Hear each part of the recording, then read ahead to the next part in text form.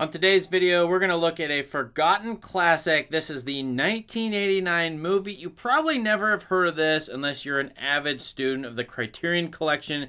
It's actually on one of Martin Scorsese's World Cinema Project discs, which I'll show you in just a minute. Again, the 1989 movie, Revenge. Let's talk about why this is a great movie coming out of Asia, coming up next.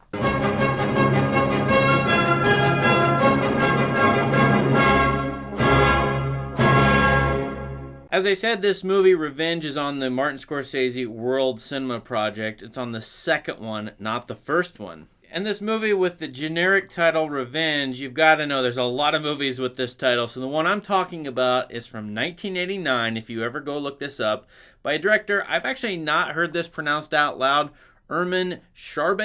Not sure I got that right. This movie is interesting because it's coming out of Kazakhstan, controlled, I think, by the Soviet Union at the time. This is the late 1980s. And it's got Korean actors. And it feels to me like a Southeast Asian fairy tale, Southeast Asian, ancient fairy tale of folktale of a sort. The reason I put this as a forgotten classic, it's part of this collection that I mentioned. And, if you go to watch this whole collection, which movie you're going to pick out of it, nobody knows. And I haven't personally ever heard anybody talk about this movie. It's hard to find it reviewed. Now, out of the Martin Scorsese World Cinema Project 2 collection, there's a number of actually pretty good movies on here. You're going to have to watch them all to figure out what you like. There's an Edward Yang movie on there, for example. This is by far my favorite, though, partly because it fits my taste and my aesthetic preferences. I like folk tales, I like fairy tales, I like movies that play literary games. This one does all three. And the movie is told with a series of tales inside it. You actually see Prologue, Tale 1, Tale 2, Tale 3. However, it's one continuous story, and each tale sort of spins out the next tale. I'll tell you about the prologue first because it's so crucial. It begins with a king who declares that his son, the prince, you see him as a young boy, will become the best warrior in the kingdom. You see this boy, the prince, playing with another boy who turns out to be a poet. And then it quickly moves to the scene where the prince has become the king. He's torturing a person, and the poet says, "You know what? I'm out of your kingdom. Please let me go and be exiled from it." Лучший близкий друг государя почитает нам свои стихи, а мы послушаем. Стихи, государь, не рождаются под звуки казни.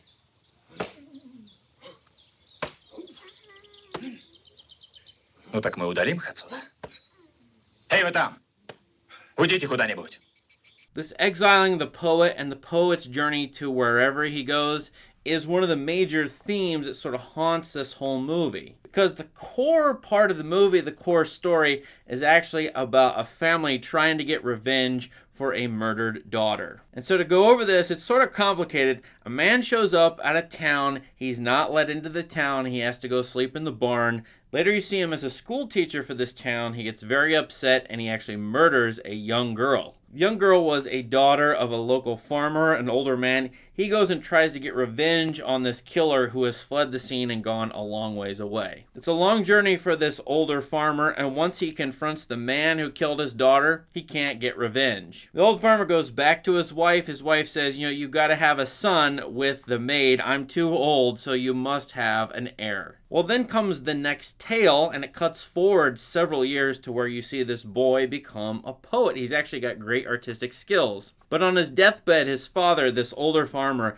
makes him vow that he will get revenge, that he will kill the man who killed the daughter of the farmer. So this boy grows up as both a poet and an artist, and he wants to be that, but he has to become a warrior and a killer.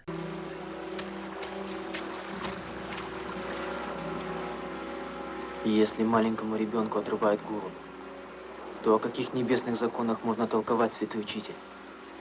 Тогда только месть. Вот единственный закон. So you can see by the way I described the prologue with the prince and the poet as two different people being friends but then separating.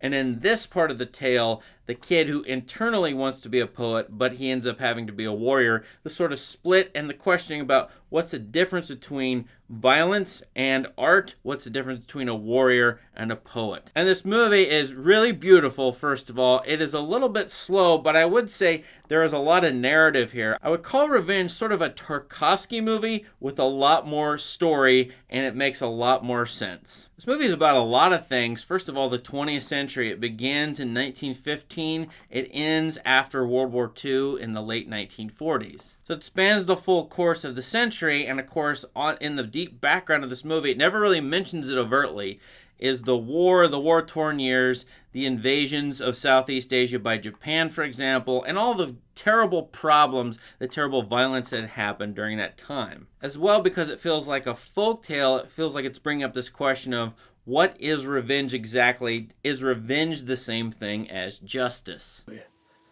Пусть не будет у тебя ни жены, ни детей, ни счастья, ни печали. Ты должен отомстить, иначе не исполнишь своего предназначения. And this movie, if you know who Rene Girard is, this movie is definitely Girardian all the way through. I won't describe that for you, just look him up on Wikipedia. It will make a lot of sense as far as sacrifice, blood guilt, and the need to get justice through killing somebody, and a scapegoat, and so on. Now, visually and auditorially, this is a stunning movie. I listened to it on my nice Bose headphones. Really sounds amazing to me. Love the music in this, in the background, very dissonant and haunting. Visually, this is an extremely interesting movie.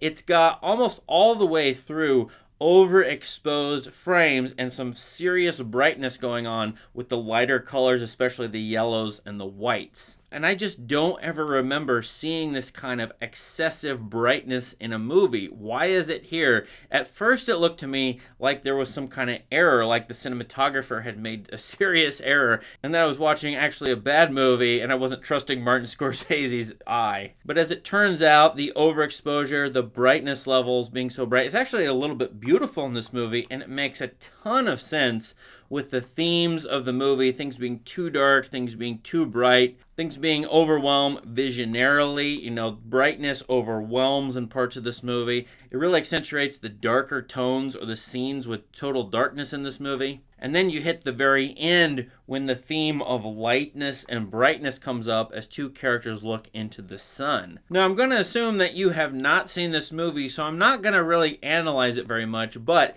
if in the comments you've seen this movie, you want to talk about it, you watch it after this video, you want to talk about it, please ask me questions. I love this movie. I really want to talk about it, and I think it's an excellent movie. If you like folktales, as I said, fairy tales, and really interesting cinematography, Revenge is the movie for you. Find it, of course, in the Criterion Collection, as I said, the World Cinema Project. Thank you for watching. Please subscribe to my channel for more great movie content. Thank you again. Have a great day.